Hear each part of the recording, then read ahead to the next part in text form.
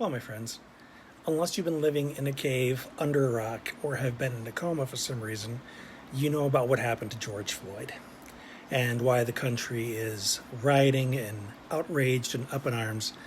And I see two competing narratives happening on social media. One is that Black Lives Matter, and the other is that all lives matter. And what I've been taking away from this conversation is that all lives matter is pretty tone deaf. And the reason that is it's very idealistic.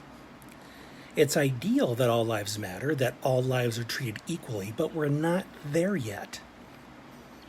And I hate to say, but it's a lot of whites that are pushing the all lives matter narrative. And I suspect, yeah, that's weird, Joe. People were saying that yesterday. They don't hear the audio, and there's really no reason why they shouldn't. I don't know why that is. In any case, All Lives Matter is being perpetrated, or perpetuated rather, by a bunch of whites, and I think in some way it's to relieve some guilt for not doing more all these years. It's a way for them to say, hey, I value life too. In fact, I value mine and yours. So all lives matter. It's trying to give the perception of equality where equality does not yet exist. So when they say Black Lives Matter, what they're bringing to the forefront is the fact that presently, Black lives are not treated as though they matter. They're not treated as having equal worth to the white population. And that's what the dialogue is all about here.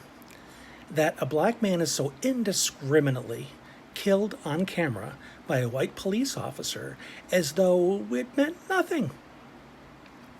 And historically, blacks, as you know, are treated as inferior to the whites, which is one of the biggest outrages and crimes that humanity has ever perpetrated against itself.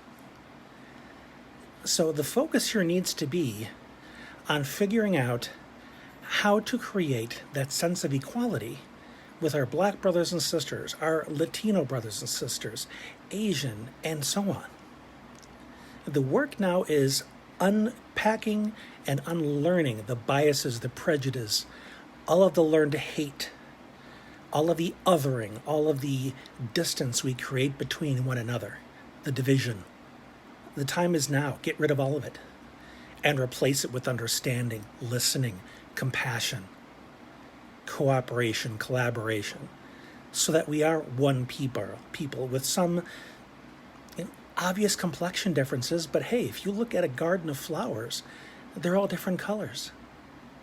And there's absolutely no point in saying one color is better than another. They all contribute to the garden and they're all beautiful. That's what we're working towards.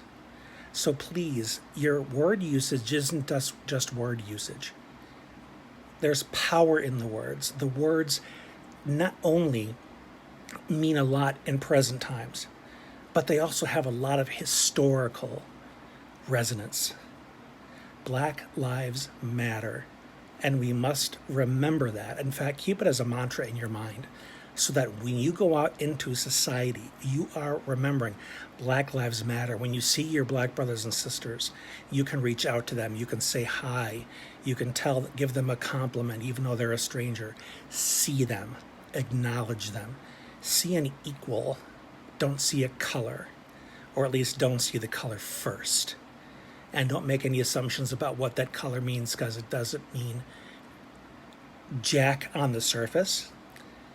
But bottom line, I don't want to ramble too much. Bottom line is, you don't know anything about a person until you've heard their story. So remember that. Just my 2 cents this morning. Please give me some feedback on this. I know I was a little fumbly and bumbly. I didn't sleep much last night.